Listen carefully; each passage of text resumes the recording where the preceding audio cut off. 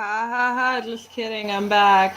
Um, Hazen is going to make an appearance this week, so I will eventually morph these two together. But unfortunately, I did miss that. But thanks again to everybody who has come on and supported this nonsense that is my live streams. I really do appreciate it. Let me see. We got Dwight on from Hazen, which is our DI Records feature for this podcast.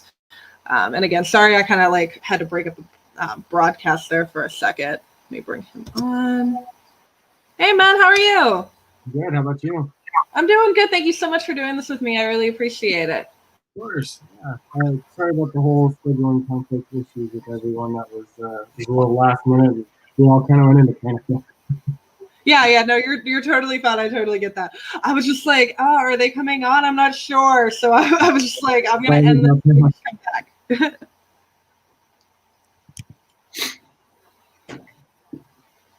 back. So again, thank you so much for doing this with me, man. I really appreciate it. So you guys are obviously, like I said, you guys are our DI Records feature for this podcast. I've been a big fan of you since Dakota sent you guys to me. I think you guys are really cool. Thank you. Because of that cool, kind of like, I hate to compare you guys to Hailstorm, but kind of like a Hailstorm vibe, and I really dig it a lot. That's okay. It's an honor, actually. You guys get that a lot? Oh yeah, we get that quite often, actually. But that's okay. Like I said, that's a pretty big group that obviously inspires us in a lot of ways. So that's awesome. That's great. That's great to hear that you guys at least like them, because I hate sometimes I'll compare them to somebody and they're like, oh, I hate them, and I'm like, ooh, I'm sorry, I like them though. No, I mean, we don't really have a whole lot of room to talk. We're nothing near Hailstorm's size, so. Yeah. No, I totally get it. So you guys formed in 2017. You guys have two EPs out right now. How did you guys kind of come together? So, I mean, this is the perfect question for Dylan and Kayla. Dylan was actually the one who kind of started the group, and believe it or not, he found everybody through Craigslist. He posted an ad on Craigslist looking for musicians. Craigslist was a thing, I guess. And he found Kayla and then James, our bassist at the time. And then he had a friend from high school, which was the drummer. And they all kind of started playing around, doing a few things here and there. And I mean, that was when the first EP came out. And then I joined at the beginning of the second EP. So I've only been in a couple of years. I haven't been in the whole time, but that's where it all started from. It was through Craigslist, believe it or not. You guys are like the Craigslist band. That's great. I mean, I don't know if that's a good thing or a bad thing, but I mean, it worked. It worked. Hey, whatever works, man. I'm not here to judge. I did notice that you guys are from Arizona, though. I've heard some good things about the music scene out there. Obviously not in the middle of a pandemic with everything being shut down. But that out of it, how would you say the music scene out there is? One thing that I will give Arizona is that the music scene here is very versatile. I mean, you have every genre here. Obviously, Arizona, you got a lot of cowboys. So you have a lot of country as far as, the music scene. There's a lot of country. And then obviously pop being the popular music, majority of people listen to that. But the metal crowds that are out here, I like to say are, like no others that are out there. Like we have, it's kind of a local thing, but we call them desert parties. So that's cool. Rebels in high school, you just drive out in the middle of the desert, you put a campfire on, and then everybody gets, drunk. Turns into this whole thing. But we have festival season is usually during the summer, and it's nice everywhere but Arizona.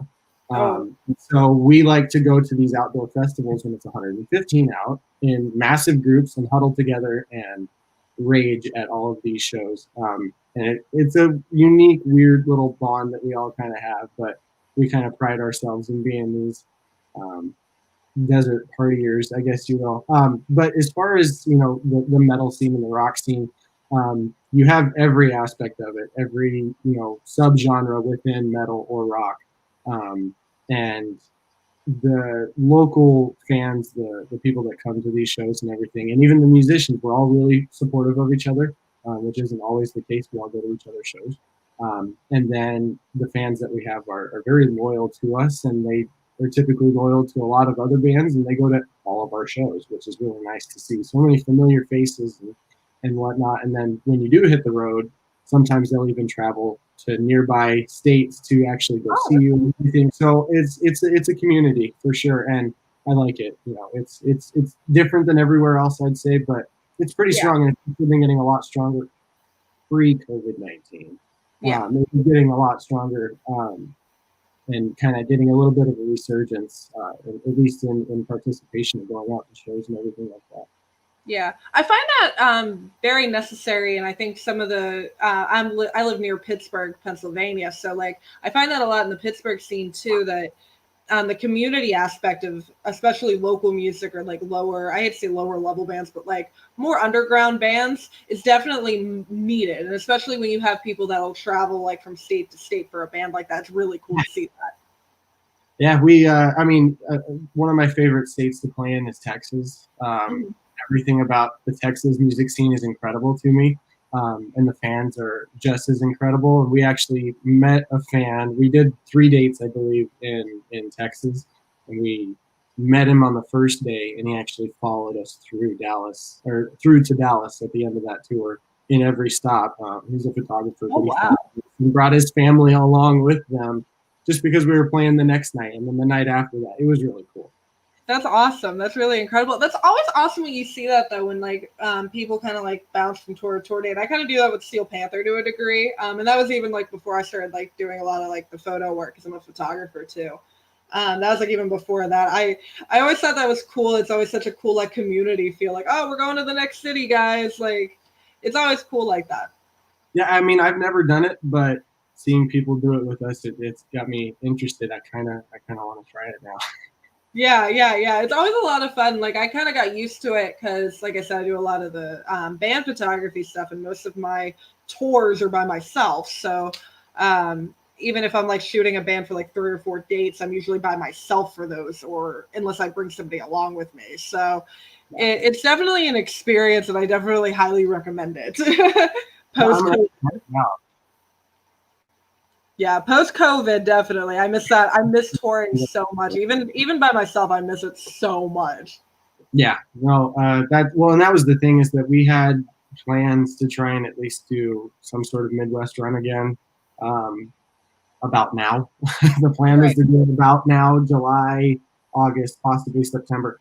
Obviously, that's not going to happen. But when COVID is up, we're definitely going to try and jump on whatever we can and at least go back out to the Midwest for sure. And we'd love to hit the West Coast because we haven't spent a lot of time in the West Coast either. But I mean, when the money's right, we'll definitely go further out into the East Coast because, I mean, I've toured the East Coast in other bands before, and it's always been amazing. Yeah. There's definitely, I haven't really gone out too far west. I was in California like once. Like I saw a show at the Whiskey. Yeah, that's like as far out west. That's like the only time I've ever been out there. I like flew, went to the show, and then got back on the plane. Like I really wasn't even out west. But definitely the West Coast is definitely something that's always kind of like caught my interest. I guess as far out as I got was Illinois. So I don't really know. I think the East Coast, there's definitely there was a different vibe, at least from the LA show, to any show that I've ever shot on the East Coast. Yeah, absolutely. Yeah, and I mean, it's kind of hard to put your finger on it. It's different with different types of genres of music, I think. But in my minimal experience out on the East Coast, it's a huge community vibe out there. I mean, it's a way of life for people over there, it seems. Oh, for sure. So I had mentioned that you guys had 2 EPs obviously already out. Are you guys working on like a full-length album right now, or are you guys just kind of chilling? You know, we're kind of going through a transition process right now. It's a big deal for us, because I wouldn't necessarily say that we're changing everything, but we're trying to upgrade and elevate ourselves as people, as band members, and then the band as a whole. Kind of taking it from the core levels of starting with us and then moving all the way up, and trying to kind of elevate what we've got going on. So in the midst of that, we're also getting to a point where we're trying to be very creative and true to ourselves on what we want to write moving forward into the new transition and everything. So we are working on stuff currently. Hopefully we can, get things moving a little bit quicker. COVID obviously put a stop on everything. I mean, there was, a couple of months there where we had to have Zoom band meetings. I mean, we still have Zoom band meetings almost weekly, but it's we don't even get together to practice. Now we take precautions and everything to do so, but there for the longest time we didn't. So it put a kind of a stop on the actual writing process. But we're trying to kind of write a single, shop it out, see how people react to it, and then just kind of keep moving in that direction. And then the goal is to move toward a full length album. But I mean, there's not a lot of bands out there doing full length albums at the moment. Yeah.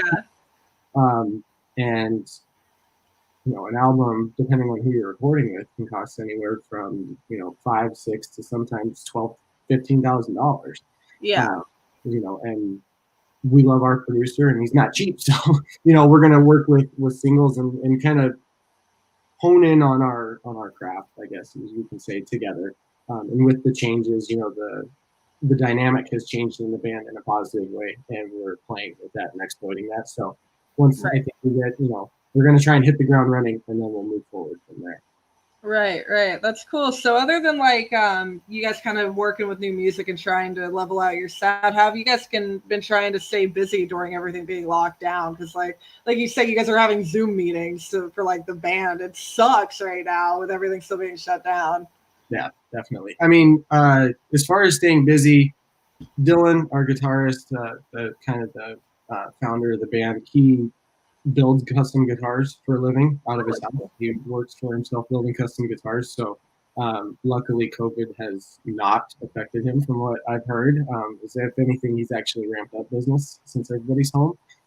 So obviously, I think that's a way that he stays busy. Plus, we just invested as a band, or at least between Dylan and I, we invested together in a lot of recording equipment, so we can actually write songs remotely and send it back and forth to each other digitally, and actually write music that way, since getting together wasn't an option. So we've been doing that. So playing with 40, 50 different riffs and changing things left and right. So trying to write music remotely, staying busy that way. Like I said, Dylan's got his guitars. I don't believe Kayla's work was very affected by COVID. Obviously, they take really careful precautions with COVID. And then, I mean, I run a pig rescue, so I'm always busy. Oh my gosh, yeah, you guys definitely sound like you guys have stayed busy to a degree, and my job was a little compromised by COVID. Since we got back, I'm a cook. So once they opened up dine-in, it was like all hell broke loose. Like everybody was like, "Oh, we're going to eat." It's like, okay, guys, everyone needs to chill out. I mean, it works and it doesn't work. I mean, there's no method to reopen it. I don't think that they've quite figured out just yet, and everybody's kind of shooting from the hip, and it's biting a lot of people in the butt. So I'm sorry to hear that you were affected by it, though. Yeah, it was we were shut down for, I think it was about 2.5 months. It was almost 3 months, and it was kind of ridiculous. I was like, okay, whatever. And then when we reopened, we can still only fill up to 50% capacity, which to me isn't really that big of a deal. I'm kind of like, oh, I could probably cook this by myself. But it's just a weird time, because when we first opened, everyone was so nice and so oh, I'm so grateful you guys are open. And now I hear some of the servers coming back, and I'm like, these people are so rude. You guys were locked at home 2 months ago, 2-3 months ago, and now you're gonna come here and be rude to your server. It's risking her life pretty much for you. What are you doing? True. The whole dynamic of, I think, what everybody's going through right now is ever changing at this moment. And I mean, every week something new is happening. Somebody's upset about something else. And I mean, the quarantine, the whole entire balloon of COVID-19 really, I mean, everybody is nervous. Everybody is, anxious. Some people are really scared. And I mean, a lot of people are facing some of the toughest times that they weren't going to expect had, everything that happened. And everybody's going to react in adverse ways. And I don't know. I can't blame people who are personally like rude to me or people that are, acting crazy. We're all going crazy. Yeah, I don't. everybody's going I've crazy. got my own problems. Everybody else has their own problems, and who am I to try and worry about somebody else when I got to worry about myself? That's fine. Where I'm at with it. Right. Yeah. Yeah. It's like I'm just it's just like I wish everyone could just like chill out. Everything's gonna be fine. Like I know we're like how many months into this now? Everyone chill out. It's gonna be okay. Hopefully we can go back to some semblance of normal at some point and get back to like doing live music and stuff like that. Yes, I can't wait for that. I don't think everybody can't wait for that. Yeah. Yeah. None of us can wait. We're like we need to go back. Absolutely. I mean, and as a musician, not being able to play in front of people, I mean, that to me, that's my drug, or, my drug of choice is the adrenaline that I get playing in front of people. Yeah. So if I'm going through withdrawals, not being able to play in front of people, and I mean, that's the whole reason why we do what we do. It's for us and it's for everyone else. Yeah. Yeah. No, I totally agree because it sucks not being able to like be in that moment, like capturing stuff with me. Because like I said, I do a lot of live photo stuff and just I want to be in a photo pit, like you know what I mean? Like I want to be like getting that shot. It's just like sucks. I want to go back out. It'll all come back, and I'm really excited to see what the landscape will be when it does. I mean, things will be different. Everything will change. So I know that. Probably not necessarily in a positive way, but I am excited to see the rolling groups and lines and, all the great music that's going to, I mean, look at all the great music that people have recorded and released, these bigger bands during quarantine. Oh, yeah. Imagine what they're going to throw out when everything goes back to normal. I'm excited to see that. Mm-hmm. To see everyone's albums, because like I feel like there's some bands that are kind of holding up to release stuff right now, and then like when everything opens up, it's gonna be like here's a whirlwind of music for all of you guys, and it's gonna be like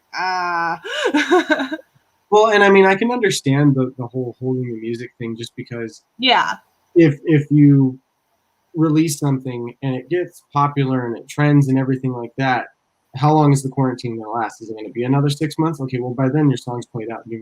Right. Yeah, I totally get it. But yeah, I mean, I am thankful that they're doing digital concerts and that they're releasing little bits of music. It's refreshing, and the music that's coming out is great. Yeah. Oh yeah. The music that's getting out right now is so good, and I'm very excited to hear everything once everything gets back to normal and see all the tours and all the craziness going on. Oh yeah, I'm excited to see Pitts again. Yeah, I can't wait.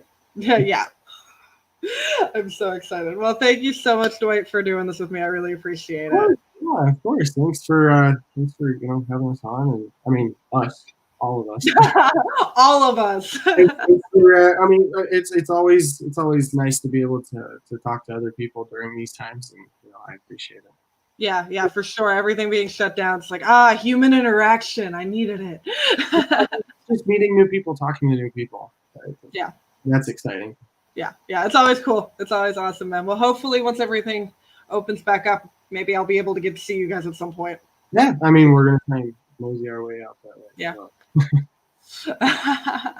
Well, thanks again, man. I really appreciate it. I hope you have a good night. All right. Yeah, you too. Everyone go check out I Records feature for this month. Hazen, they're such a great band, and they're kick ass and punch you in the fucking face. They're so good.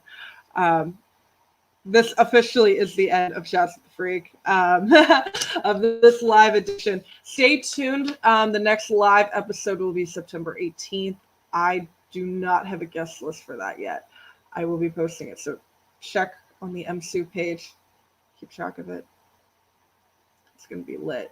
Gonna be lit, fam. I totally just said lit on camera. I'm going to log off of here before I embarrass myself anymore. It was great talking to everybody, and thanks again to all my guests for coming on speaking with me tonight. And I hope you guys had a good Freaky Friday.